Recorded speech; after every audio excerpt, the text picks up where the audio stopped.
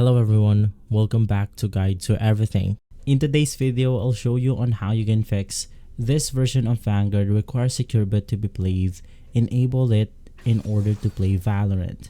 Now, if you are having this problem, it's a simple fix. All you have to do is to simply enable the secure boot from your Windows BIOS. Now, we have different BIOS out there. So for example, if you are using Asus motherboard, an MSI motherboard or some sort, you will then have different screens. And so I'll go ahead and navigate through these screens right here. With the first one, we have the Dell Incorporated. You just want to navigate through boot, click on the legacy boot, and from here you want to enable secure boot.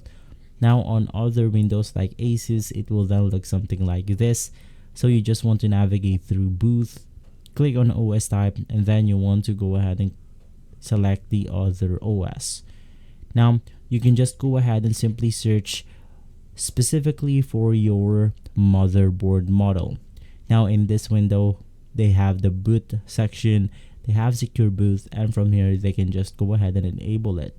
And for the last example, we have another ROG motherboard. So in this case, it's going to be found inside the boot option. And from here, we have the secure boot mode. You can just go ahead and enable this setting right here.